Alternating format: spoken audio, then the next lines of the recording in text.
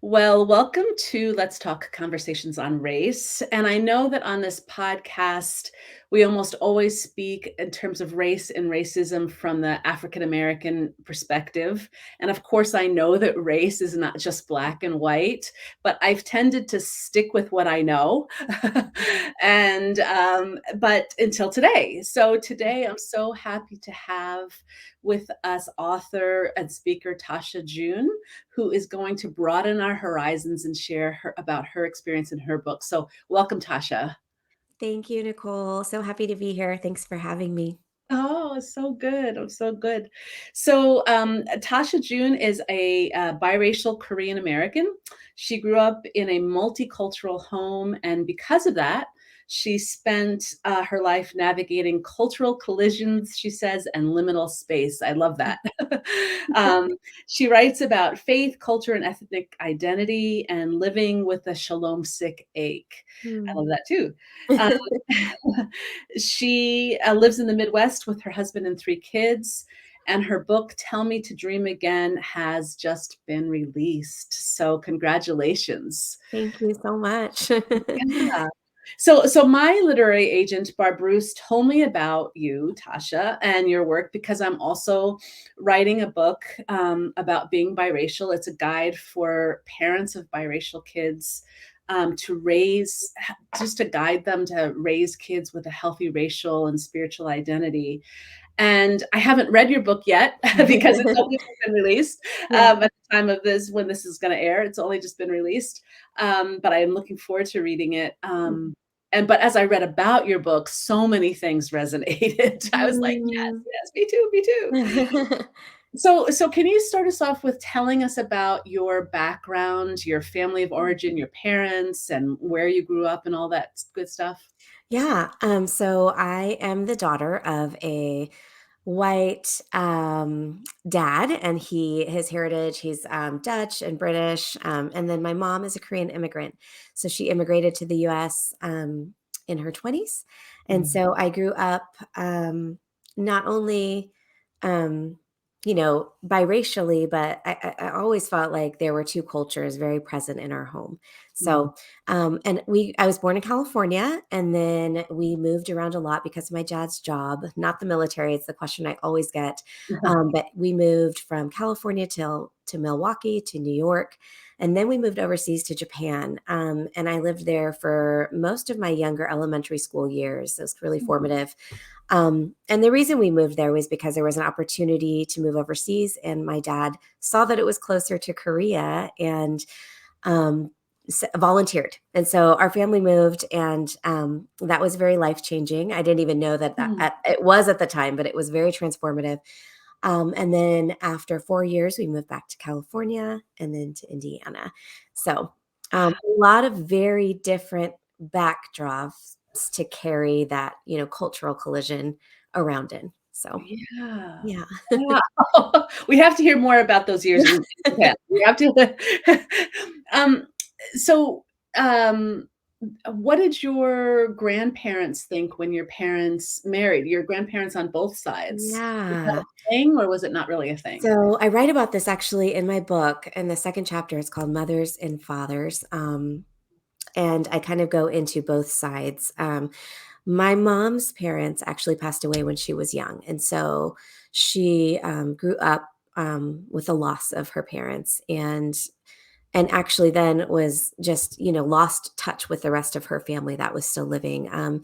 She was born in the aftermath of Japanese colonization that had ended, but the aftermath of it is still ongoing, right? But it was very fresh, and was born um, right before the Korean War. So her childhood is very much surrounded by really traumatic events.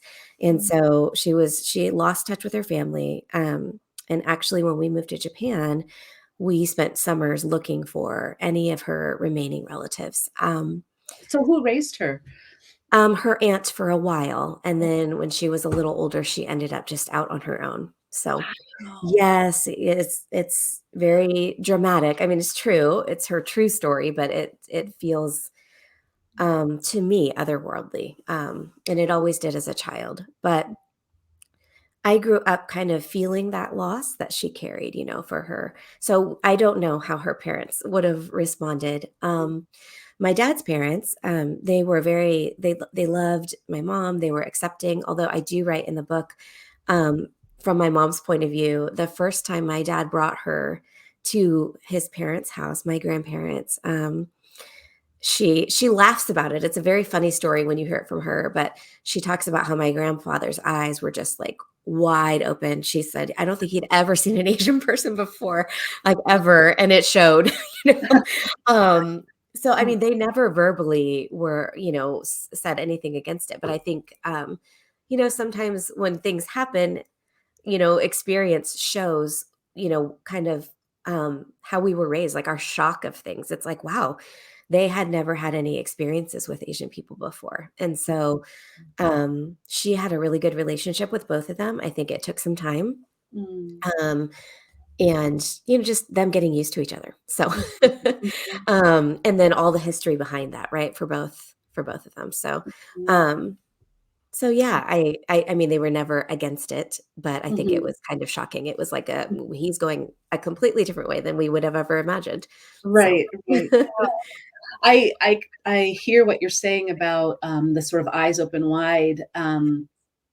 We live in Rochester, New York, Okay. and, in Rochester, New York is pretty segregated, Okay. and the suburbs are very mostly white. I mean, there are exceptions. We're an exception, and, some of our friends here are exceptions, but and so my sons, are in school, this majority white schools, and, I could tell that by some of the things that their friends say that they have never Mm, spoken to Black kids before. yeah. And there's some microaggressions, there's some kind of innocent, like, "Where are you from?" Right, right. Like curiosity, a little like, Yeah, really?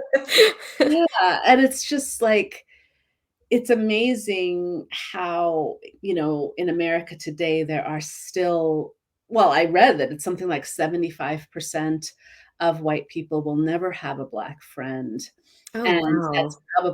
that's probably similar for an Asian friend, Mm. and, it just took centuries. There was I just interviewed, Dr. Jamar Tisby, and he said Oh, yeah. yeah, he said, "After centuries of trying to separate us, it's gonna take a while for to It bring us makes together. sense. It's not Yes, gonna be yes. overnight." So, That makes so much sense. Yeah. yeah. Mhm. Yeah. So your, book explores well, actually, before I get there, I was thinking of something else. I'm just gonna spit it out before I Yeah. forget it. When you were talking about, the Japanese colonization of Korea, I it Yeah. reminded me it reminded me that years ago, um, I sort of talked about there seems to be often almost a friendship from my experience, Mm. Korean Americans and African Americans, and Hmm. um, and I have often wondered if, anybody who has experienced oppression, Mm. that there's a greater ability to empathize. Uh, Yeah. so I, Yeah. just and the fact that your mom lived there until she was in her 20s, she didn't move here Right. middle. So Yeah. she was fully formed Right. by Right. yeah, and by that experience. So, Yeah, yeah. definitely. I think I've seen that as well, what you're talking about. I know that in some instances, I feel that, I mean, there are really specific examples where I feel like Koreans and African Americans have been pitted against each other, Mm, which is unfortunate. But I also think that part of that is maybe because we can relate in some ways. I mean, definitely different, but because mhm, of what you're saying, I feel mhm, like there's a shared that, in Korean culture, in a lot of Asian cultures, but in Korean, it's called Han. I don't know if mhm, you've heard that this mhm, term, it's this carried kind of suffering. There's not really a good English, word for it that mhm, that translate for such a short Korean, Han. mhm, But it's like this carried suffering that's kind of intergenerational that passes through generations. This anguish, but it's like a communal thing. And mhm, sometimes I think that is Yeah. shared, if there was a word for it across our cultures. Like I think that there's something to that binds us. Yeah, I think psychologists try to name it in English terms in terms of generational trauma, Yeah. but I like Han better. It's a little easier.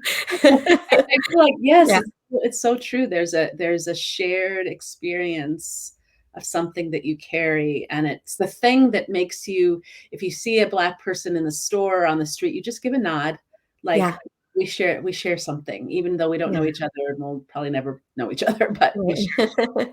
Yeah, Yeah, it's good. So your book explores the universal need to belong and to be mhm. understood and to be loved. Can you talk about those three needs: belonging, being understood, and being loved, Yeah, and how it intersects with your sure, yeah, I mean, Biracial? as far back as I can remember, I have been looking for belonging, whether I could have named it as a child or not. I can look back and think about just that ache being present, even as a young girl. In my home, I felt very much like there was a sense of belonging. Even with the two cultures colliding, I didn't feel this need to choose in our home. Felt very much like my parents were as best that they could, with the resources they had, trying to create a new space for me, even though I was connected to both of their spaces. Mm, But it was when I started to go out to the world and kind of received, just different messaging wherever I was, whether it's what you're talking about, your boys experiencing like this, what are you, whether mm, it's just curiosity, a little bit of ignorance, with good intention, or the other extreme. mhm. Um, those questions and feeling like, why don't you as a kid, I remember thinking like, "Is it that confusing? Why don't you know? Like, why haven't you ever seen someone who's, mixed before or just has this kind of mom and this kind of dad?" It was very confusing for me as a kid, and so I think coming up against that, and then, I already mentioned just the different places we lived, and it was so different depending on the demographics, the response to my existence. I don't know if you feel that too, but just Mhm. everyone had either an opinion or a question or even more, like, um, and so I think because of that, I just felt this just desire for belonging and really kind of veered off into receiving all those messages and getting kind of lost in them. Mhm. And so for me, that a lot of that journey has just kind of led me back to that first place. But with a renewed awareness and all the information, but that belonging is already there. But the work of going back to what's true, um, is work. And it's work when you're receiving a lot of messages from the world, or when you're there, when you grow up and there's not that history. So, Mm, um, and mm. so what were the other being loved and Well, let's stick with yeah, belonging. okay. That was a long answer. Oh, no, no, no, it's fine. So what was the breakthrough for you when you talk about coming back to what's true? What do you mean Yeah. what do you mean by that? Yeah, so, a lot of that is connected to my faith journey, Mm, because, as a young adult, I was a little bit new in my faith journey, very excited about it, um, but the communities I was a part of that were connected to my faith journey, they were great communities, but did not really, they were not that diverse, um and one thing that was said a lot, and I talk about in my book, was this idea that your identity is in Christ if you're a Christian. And that's something that a lot of people hold fast to as Christians. mm. And that meant a lot to me. But then I would get this other message that was almost like, well, so your ethnic details don't matter. Yep. And yet, those were the things that I consistently wrestled with that really took up a lot of space in my mind and heart. If I was going to be hurt the most, it had to do with those things. So just feeling like, okay, now it just doesn't matter. I can be whoever I want, even though people are seeing me and perceiving things about me outwardly or, in my home a Mhm. certain way and labeling me as such. It was very confusing. And so I came to this point where I think I just had to, like, if I'm going to go further and deeper in this faith that means so much to me, I need to know that that matters too. And Mm, so really it was very much a personal journey, a spiritual journey woven into one, just Like, I can't go further in this if that doesn't matter. That doesn't make sense to me. It doesn't make sense to what I'm reading in my Bible, or, just there was a clash there. Yeah. And so I kind of came to this fork in the road at that point, and it was really like I need to take it seriously, and if it does matter, then I really need it to matter, in everything that I do. So, Mhm, mhm. I know for me, the issue of belonging started to I started to feel belonging when I got to college, and, mm, um, I met I made Black friends who accepted me for who I was. They didn't sort of have this monolithic view of what being Black was. I mm, could I could be Black and still like classical music or whatever, yeah, you yeah, know, whereas growing up, it was just sort of this very strict monolithic, if you're Black, then you X.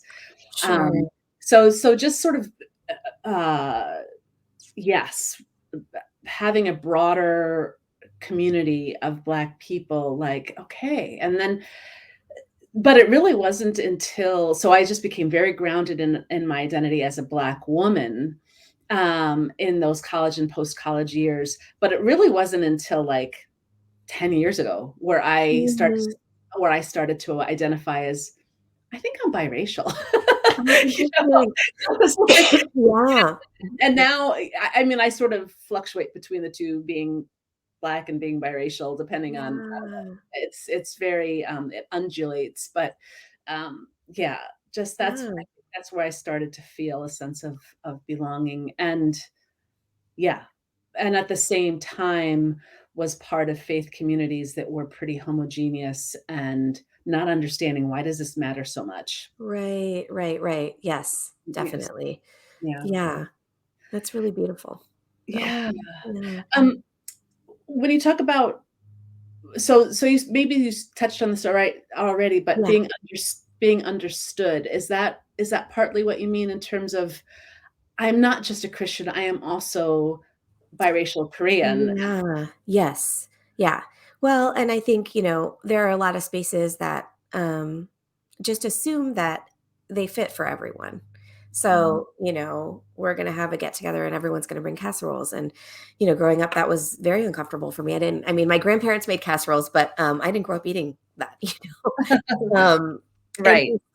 and that's just a little thing, but I think the message is continually there that you need to assimilate. You need to put away that part of you, even if it's spoken that it matters. You need to put that part of you away to exist in these communal gatherings or these communal spaces.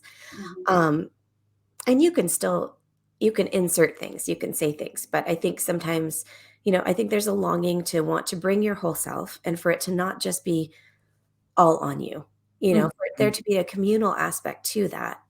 Even if there's some we all have ignorance, we all have, things that we don't know, right? And mhm, that's okay. But I think the welcoming can still be there, the openness to learning, the curiosity, and mhm, the openness to growth, mhm. so Yeah, so good.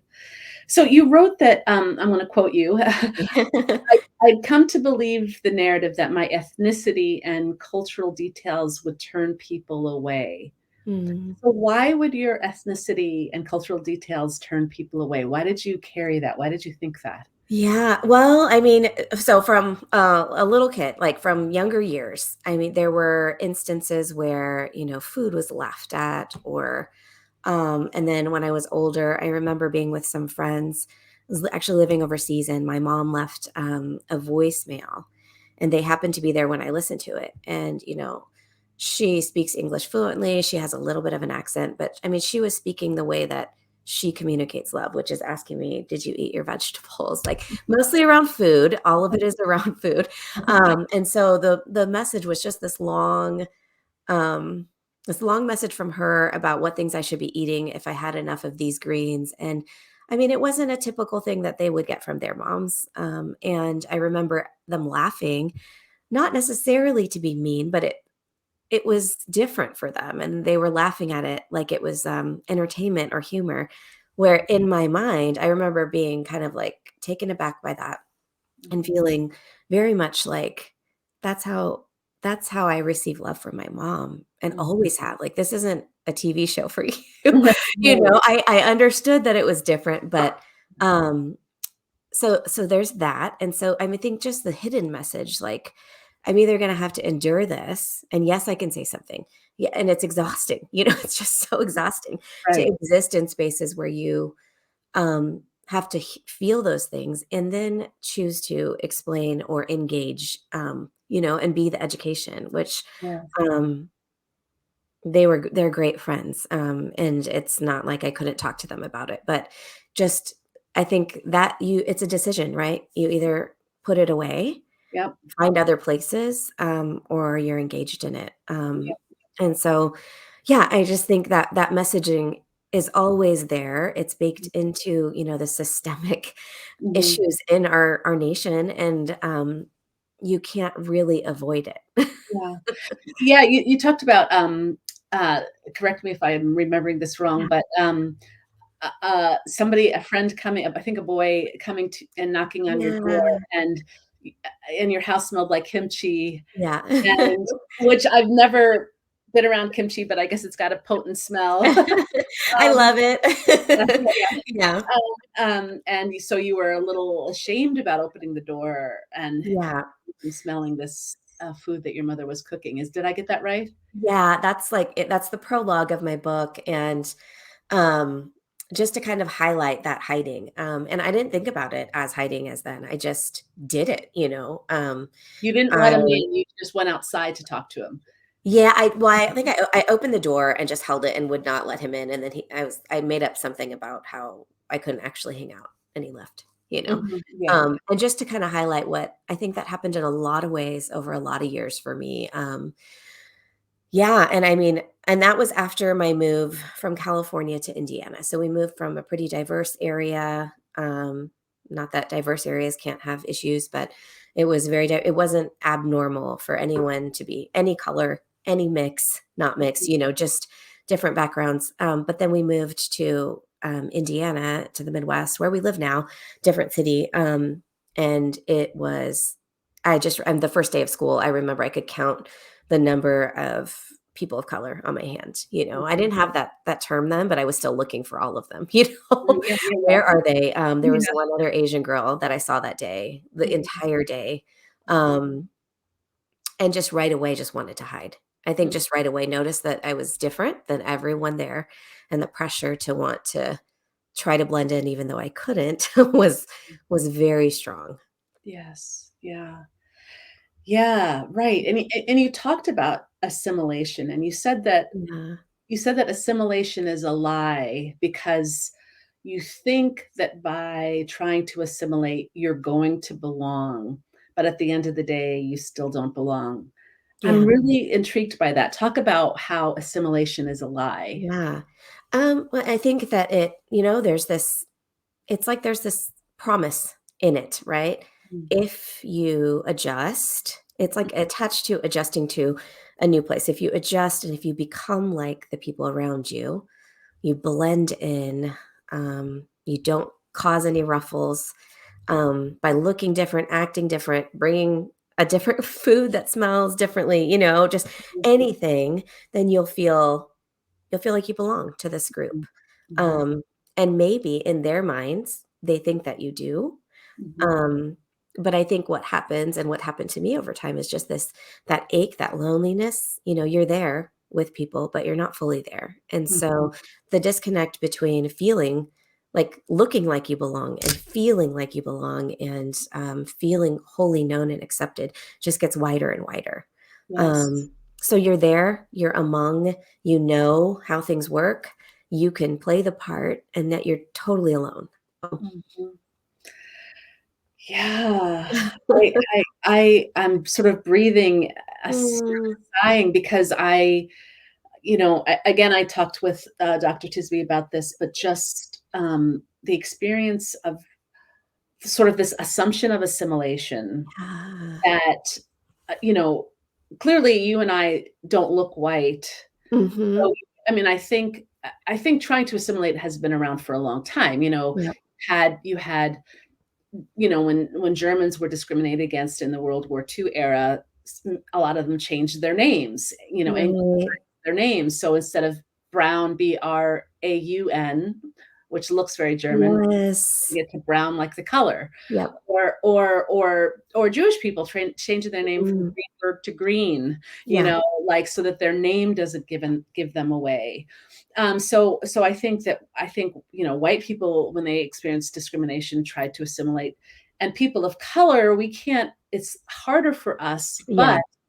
but depending on the space that we're in, they're right, like you said, you could be one of us as long as you don't make waves. Right. So I've been in places as long as your politics is the same as ours, Mhm. as long as you don't make a big deal about race or racism. If you closet all of that, Yep. then you're fine. But if the closet door cracks open a little bit and you have Right. you have a different opinion than us about that police shooting Right. or who's running for office. If your opinion is different from ours, then oh, you're getting a little extreme, Nicole. Yep. You got to dial that back. And you said it so eloquently. It's you're not being fully yourself. Mhm. And it's not that you want to always talk about politics or always talk about racism, Right. but Right. you Right. want, or whatever it is that you don't fit in with. But Yeah. it's that you want to be able to, if Yeah. that's on your mind. You don't want to feel like you have to hold back. Yep. Yep. Yeah. Yeah, and I think, I mean, I've heard things too, like you're becoming one of those angry whatever. Like, Yeah. isn't my anger like, can't I show up with that here? Can it be a safe space? Or that's the hope, right? Yeah. Um, and then getting labeled as something, feeling like Yeah. you have to show up grateful enough or express it enough before you could even say anything true. So, Yeah. I totally yeah. I know Yeah. exactly what you're saying. Yeah. Right.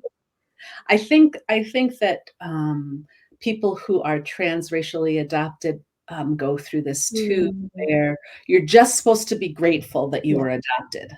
Yeah. Yeah. Like, you're not supposed to say anything negative about your Right. experience.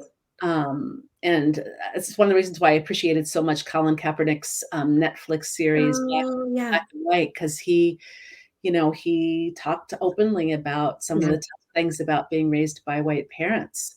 Um, and it wasn't, he loves his parents. I'm Right. sure he loves his parents. Right. It didn't have to be sort of ingratiating and dripping with gratitude Mhm. to say what was hurtful. Yeah. Yeah, definitely, 100%. Yeah. Yeah. Mhm. Um, so so now I want to talk about Japan and Korea. So you wrote about going to Korea and not feeling like you belonged there either. Yeah. So talk about that as well as your experience in Japan, if that was Yeah. similar. I mean, you're not Japanese, but you know, Right. so talk Right. about both of those. Yeah. And in my book, I share a little bit more in detail about this, but, I went as a kid thinking well, so we moved to Japan before I'd ever been to Korea. And I remember walking around in Japan or meeting someone new that was Japanese. And I had the first phrases I learned was, I am an American. And then I had to learn I am Korean because I think um, when I would meet other Japanese, this was in the 80s, they were like very confused if I said I was American because Mhm, I looked even more Asian, I think, as a child. mhm. Very dark hair, just, different. And but then they didn't think that I was American, and so then I had to learn I'm Korean, like, just kind of like a, "Let me explain a little bit more," and still was like, "What?" They're just always very confused, and so I kind of felt like, "Okay, I am Asian." As a kid, I thought, "I'm Asian, I'm in this, but I'm not from this place." So I hung on to, "I'm Korean, I'm also American." I hung on to those, like, labels that I used to explain myself in Japanese, um, and then when we were going to Korea, I thought, "I'm going home. I'm gonna feel at home here." And so it was really shocking as a kid to go and, um, on one hand, I felt this inner connectedness. Like, Mm, some of the smells even, I'm like, "Oh, it smells like our house," or just there were mm, things I saw that I realized I never saw this out in other places in the States or in Japan as much, but I Like already knew what? it. Sorry. Yeah. No, go ahead. Like what kinds of things did you see? I'm like kimbap, like a kimbap stand, which is like, a seaweed and rice with, people like to call it Korean sushi, but I think that can be really offensive for Koreans, because it's Yeah. not actually Japanese or sushi. It's not a copy. It's like who knows who came up with it first, but it's a little different. So it's like a roll wrapped in seaweed. But so different foods, especially, and then seeing my mom speaking Korean with other Koreans and hearing people respond. So Yeah. just the sound, I guess the sound of the language, but so Mm, loud. It wasn't just my mom at home. It was like the sound mm, of the language was everywhere. mm, Um, and hmm, it's very different than Japanese. The culture is actually the two cultures are really different. mm, And so I felt this sense of, I know this, it's deep inside. And mm, yet everyone here is treating me like I am not Korean. And I couldn't speak. And so, I mean, I knew some words. And so, even though I could hear it and feel at home with it, I couldn't communicate. I didn't know how to talk with others. And so there was just a disconnect. I guess the realization of, oh, I'm here. This is part of home, but it's also very much not. Like it's both. And then mm-mm. not knowing what to do with that as a kid. So Oh. Do you think your mom, wished that she had done a better job teaching you Korean? Do you think she felt like, "Oh, I should have spent more time on this," or yeah, she will, depending on the day, she will either say that it was my fault that she tried to teach me and I did not pick it up. I didn't want anything to do with it. Um, Uh-huh. Or, I'll see her, like, with my kids, wanting them to know more.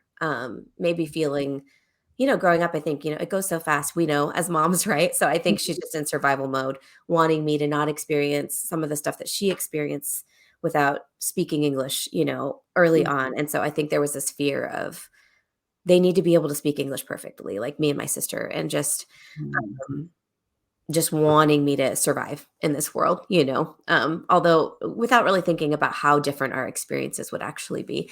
So I think she feels both. So mhm. yeah. Gosh, that's so yeah. Yeah, when you were talking about being there, being in Korea and, like, just the sights and smells and stuff, feeling like home Mhm. and feeling this sort of relief, Yeah. um, you know, I think my husband is Jamaican, and Okay. we try to go to Jamaica every other year. Oh, But I think there's a similar feeling, especially for my boys, to be in a Black world, yeah. even though they have an American accent, they don't have a Jamaican accent, although they can finally understand the patois, they finally Oh. it's not like, "Mom, what did she say? What did grandma say?" Now they could sift through it quickly, and they know what their grandparents and aunts and uncles and stuff are saying. But I think it's a similar I belong here. I don't really belong here, but I belong Yeah. here. Like Yes. there's that general sense of relief to be in a Black world. Yeah. Yeah. Yep. Yeah, Yeah. yeah. And we recently, well, not I mean, about a year and a half ago, switched our membership to a Black church. Okay. And, I think there's a similar experience when we're there on Sundays, Okay. that's similar, like, if somebody doesn't like me here, it's not gonna be because of race. It's gonna be for some other Yeah. reason. I'm not gonna experience racism here, and, like, Yeah. Yeah. these sort of my people. Yeah. Um, Well, and what a relief that must feel be like. yeah, yeah, Um, it is. It does feel like an oasis, both when we're in Jamaica mhm. and just week to week when we're at church. It feels like Yeah. an oasis.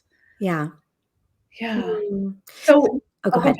ahead. No, you You go. asked about Japan too. I don't know if I answered that, and I think I answered a little bit because it was, different being there and then realizing I'm not Japanese, but I am Asian. I went to an international school there, so there were a lot of kids from all over the world. Um, and it was maybe halfway through our time there that I realized that Japan and Korea had such a crazy history. I didn't even know that, as a kid, and probably because I was young. And I remember bringing it up with my mom and her saying, there were some Korean friends that she had. I don't know if it was back in California before we moved or what that it must have been that wouldn't speak to her when they found out we were moving to Japan, just because it Mhm. was such a Like, how Mhm. could you move there? Mm. It's still fresh, and I think it still is for some families, for some, but, Mhm. yeah, in her mind, it wasn't. It I think she was fine being there, but, even though it was still something that was part of her own history. Mm. But it shocked me. I think it shocked me to realize that we're living in this place that completely oppressed, you know, my People. mom's, you know, Mm. childhood and, our country, so that was just really wild. Right. And we're really brutal in Korea, right? I Yes. mean, Yeah. it's terrible. Yeah. Yeah. Yeah. Did you or your mom feel any, racism from Japanese people? Did, any, Yeah.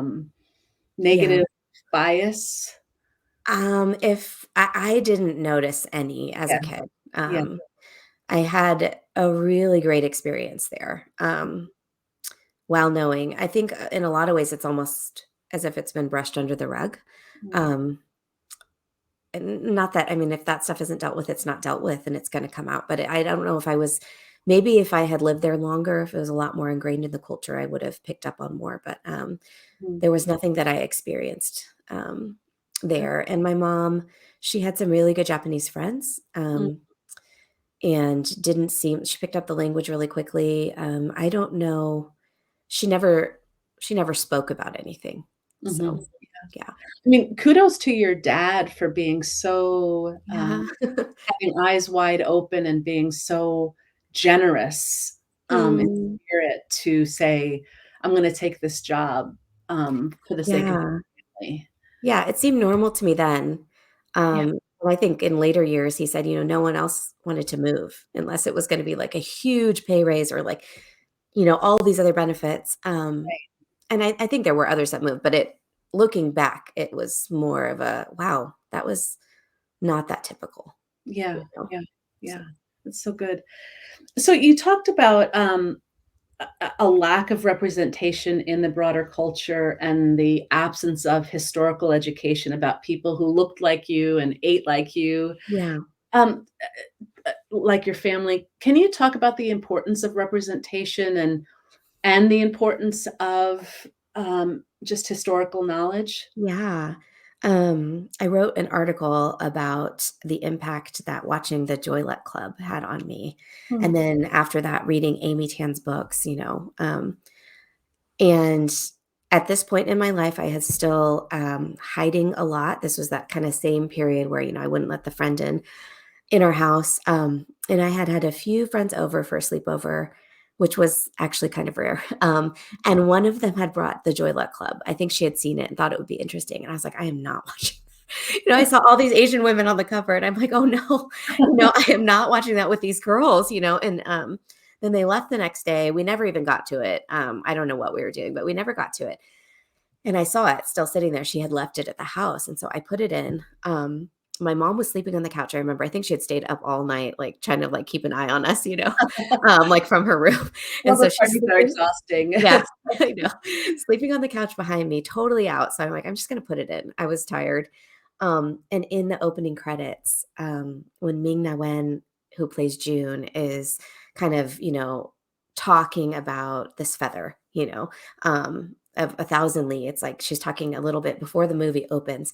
My whole body started shaking, and I just started weeping uncontrollably, and I couldn't stop, like, as the movie started, because right away she was, and it's about Chinese American women and their mothers. Mm, So it's different than even Korean American, but there were enough similarities and enough in just even seeing their faces and hearing their voices and talk about, and so much about their being second generation Chinese women growing up in the States and what their moms went through coming over to the state. Just there was so much similarity, so much that was touched on just within like the first 10 minutes. mm, I couldn't stop weeping, and I think it was really ingrained in then, and there was no representation matters, hashtag then, but I just, my whole body responded, and from that moment on, it was like this slow, I need to read everything. mm, Everything there is, and there wasn't that much, mhm. every book there was, and, when I went away to college, I had a professor that pulled out even more Asian American literature, and I'm like, "Why have I not some of these things were older, some of them were more recent. Like, why has no one my whole life told me that these stories are out there, even as small as they are. And that's when I learned more in depth about Japan and Korea and just all these things. I'm like, why is no one talking about this? Yeah. And I Yeah. think there was one book we read in high school about the bombing of Hiroshima, and I remember the whole experience being awful. I don't even remember the book. I just remember, like, some of the kids in the class making fun of the Japanese and just feeling like, "Oh my gosh, I just wanna get out of here." Just Mhm. so awful. I couldn't even take in whatever the teacher was trying to teach, but that was the only thing I can remember learning, and it wasn't even really about Asian American history. So Right. yeah, so anyway, that experience, I think that just cemented in me, like, I personally need representation.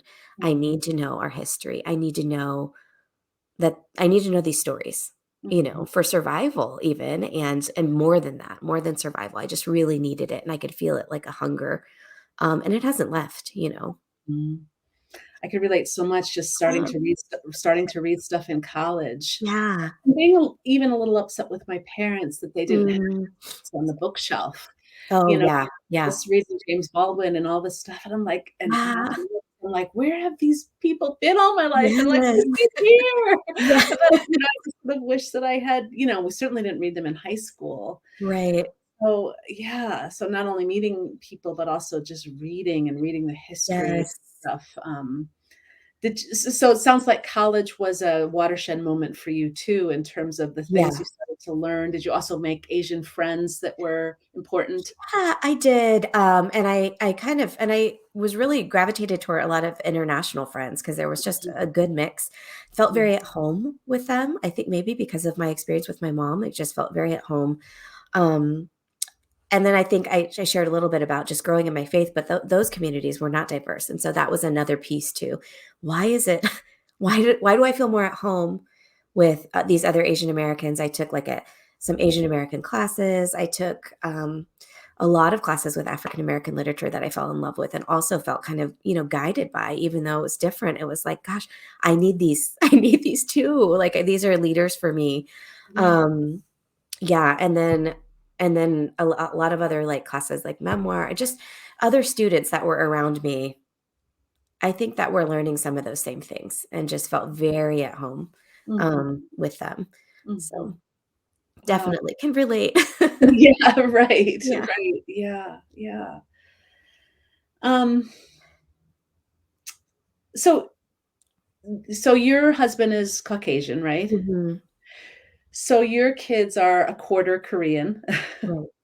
Um, Except one. I have one adopted. She's oh full Korean. So, oh, wow, yeah. very cool, very cool.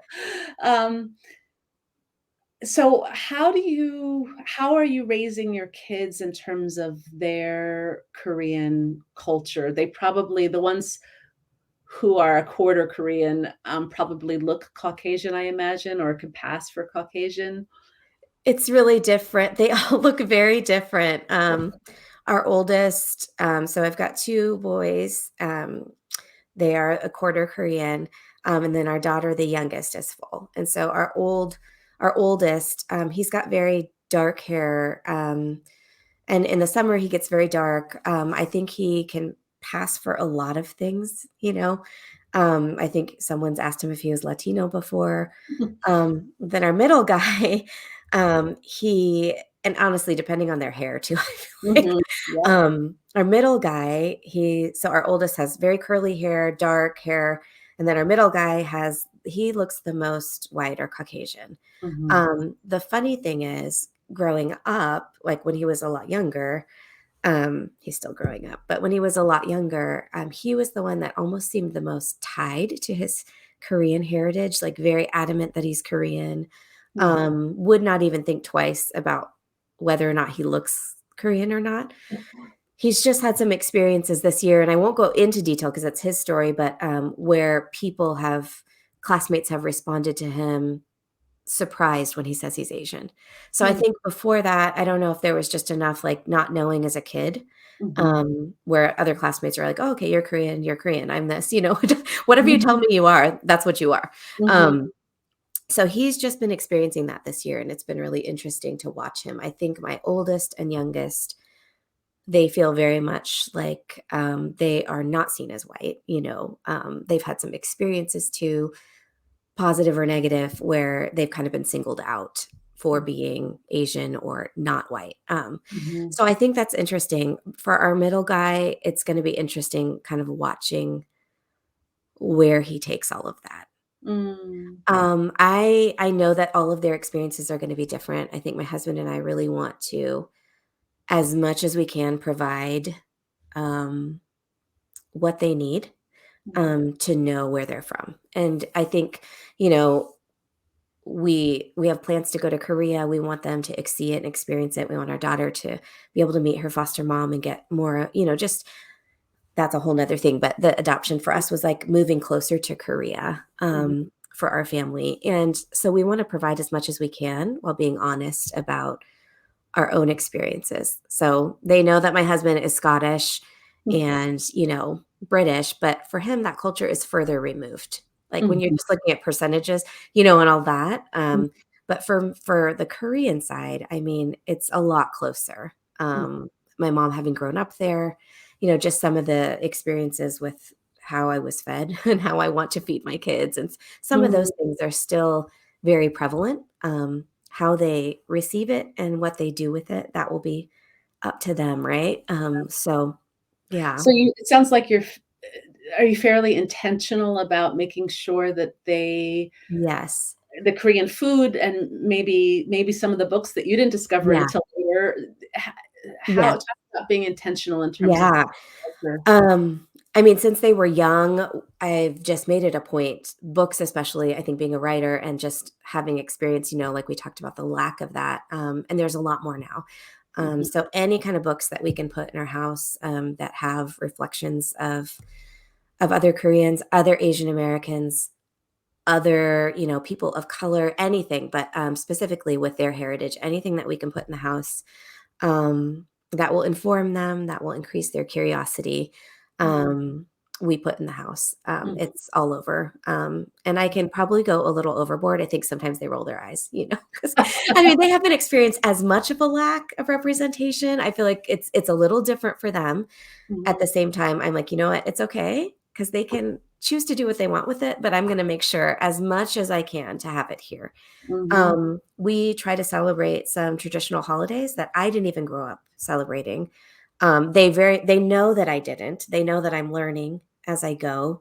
Mhm. Um, and I kind of just want them to see that there's something healing for me in reaching towards that Mhm. part of my heritage. Mhm. It might not feel the same for them, but I want them to watch that to Mhm. kind of before they even get all those historical facts to kind of feel it. Mhm. And so, yes, very intentional while also trying to just be honest, about being biracial. I mean, there's some privileges that come with that. And then there's also these other experiences. So trying to, as much as we can, be honest and provide resources for Yeah, them and experiences. Yeah. that's so good. I was remembering what you said about your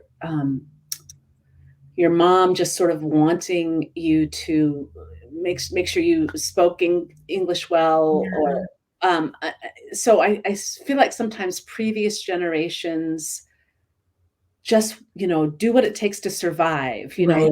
don't worry so much about this part of your culture, this part of your heritage, just do what it takes to survive, and I feel like maybe, younger generations almost have the luxury or Yeah. we have the room to Yeah. be, we're not in such survival mode, um, Yes. so we don't have to assimilate as much, we don't it's not all Right. like, let's make sure you because my father had that too, received that from his parents, Mm, talk a certain way, you have to act a certain way, you're right. a black man in America, this is how you have to act, Yeah. um, Mm, and lose part of himself in the process. yeah. Yeah. Um, Whereas, I mean, obviously, we have those kinds of conversations with our sons, the talk, this is how Sure. you this is how you have to act in public and dress and all of that, but we're not encouraging them to lose themselves, Right, right. all. Yeah, which is so great, and also, do you feel like it's kind of part of me is like, I guess thinking about that loss and that pressure, I don't feel it like my mom did, and I don't hold anything against her for Mhm. it, you know? It's like you were just surviving and moving out of that pain, right? Um, Yes. but I almost think like it feels almost like a weight of responsibility too. Like, yes, I'm not gonna teach you to lose yourself, and because of what, you know, your grandmother, your harmony went through and all the before that, it's like my responsibility to make sure I give you what you need so that Yeah, you don't lose yourself, yeah, as much as I can as your mom. So, right. Yes. So good. Yeah. mm, So what advice would you give to parents of biracial kids? Um, mm, yeah, yeah, what advice would you give if you had a room full of them? yeah, I think there's so much, but I think in any way that we can, if we can help our biracial kids to know that they belong, that they're different, yes, Mhm, that they don't have to fit into one group or the other, that both are really important, mhm, but that they belong in and of themselves in that unique mix that they are. And to take time to let them take time to explore that. mhm, I think it's okay. I think when I look at my own journey, it took so much time. And yes, there are some things I wish that weren't a part of that process mhm, in the way that they were. At the mhm, same time, I think it's okay if it takes some time to step into that belonging. That's kind of the work of it. mhm. So if anything that you can do to allow them to show up fully as themselves, and sometimes just that's going to be listening.